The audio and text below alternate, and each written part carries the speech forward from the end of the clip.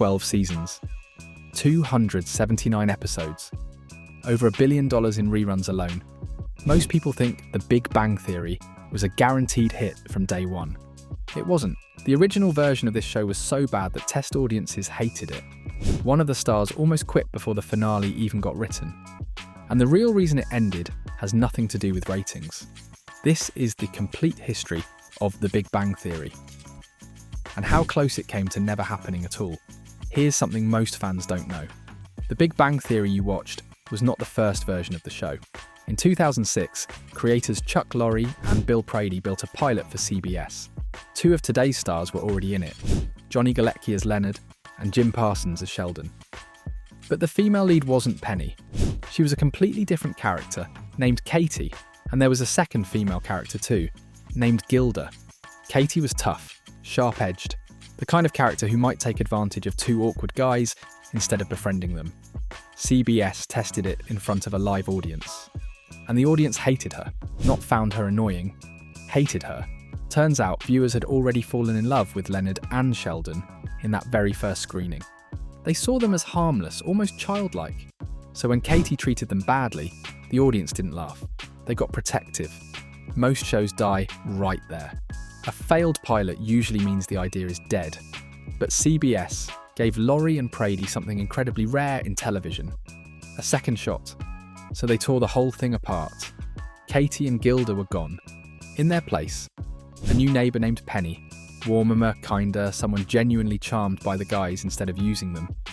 They brought in Kaley Cuoco to play her, along with Simon Helberg and Kunal Nayyar rounding out the group.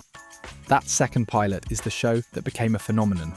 The first one has never been officially released, though bootleg copies have leaked online over the years. Chuck Lorre himself has said, in his words, that version simply didn't work. So the show you know exists because a room full of test viewers protected two fictional nerds from a mean girlfriend. That's the origin story. But the near disasters were just getting started. The retooled show finally premiered in September 2007. 8 episodes in, the entire production shut down. Not because of ratings, because of a Hollywood writers' strike that halted the industry for 100 days.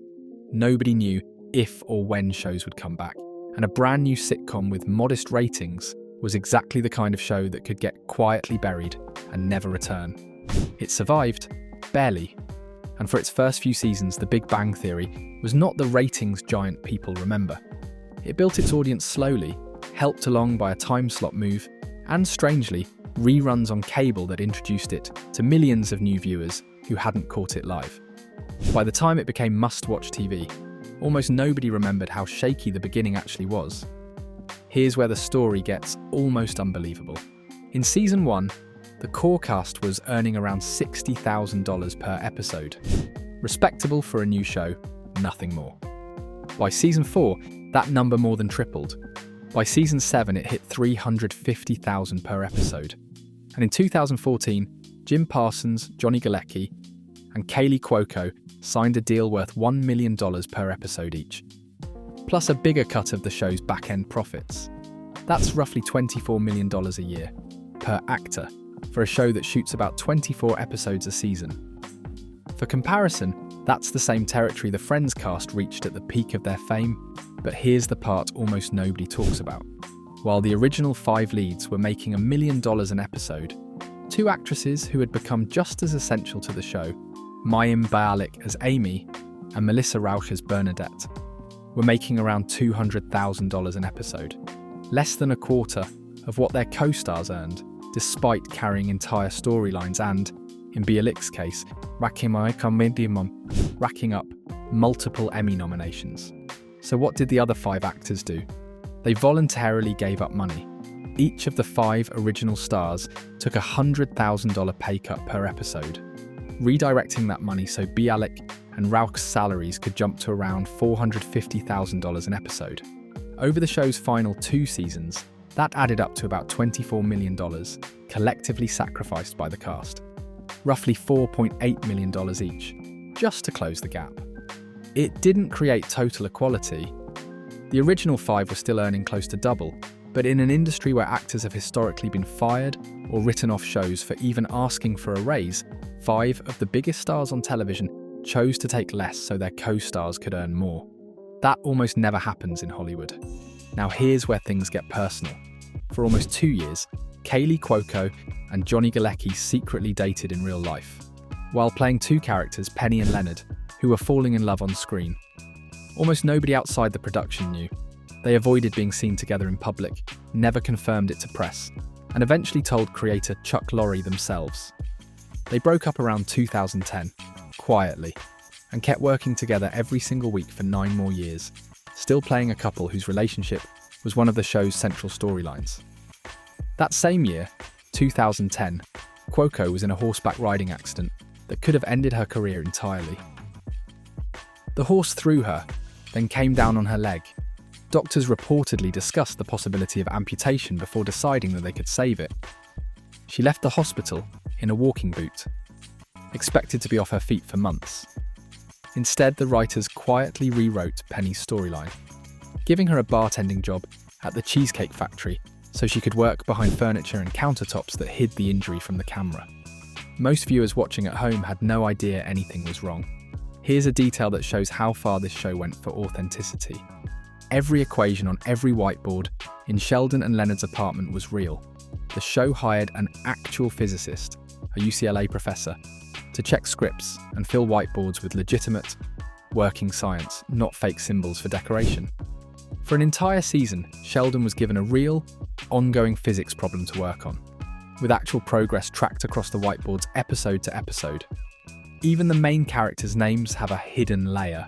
Sheldon and Leonard weren't picked at random. They're a tribute to Sheldon Leonard, a legendary television producer and director from decades earlier. A show about nerds took its own nerdiness seriously enough to make sure real scientists couldn't call it fake. By the time it ended, The Big Bang Theory held the record for the longest-running multi-camera sitcom in television history. 279 episodes across 12 seasons. It picked up 52 Emmy nominations, winning 10, 4 of them for Jim Parsons alone as Sheldon.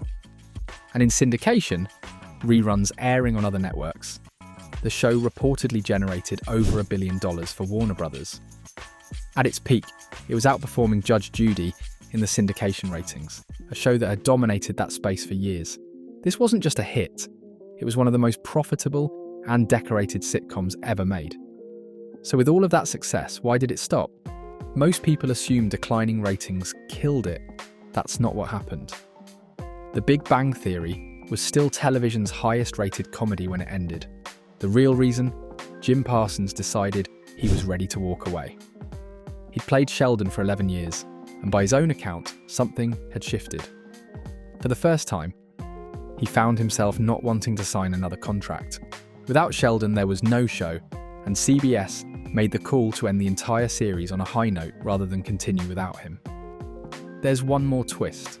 The idea for a Sheldon prequel spin-off, Young Sheldon, reportedly came from Parsons himself. He pitched it to the producers before ever deciding to leave the flagship show. So even as the original series was ending, its final gift to fans was a whole new show, born from an idea by the very actor who chose to close the book on Sheldon Cooper. So the next time you catch a rerun of The Big Bang Theory, remember what it took to get there. A hated pilot that got a second chance, a 100-day shutdown before season 1 even finished, a secret romance played out on screen, an injury hidden behind a bar counter, and a cast that gave up millions just to make things fair. It wasn't a guaranteed hit. It was a show that kept almost falling apart, and somehow became one of the biggest sitcoms ever made. If you want to know which Big Bang Theory character almost didn't make it past season 1, because the writers genuinely considered writing them off the show, that's a story for another video.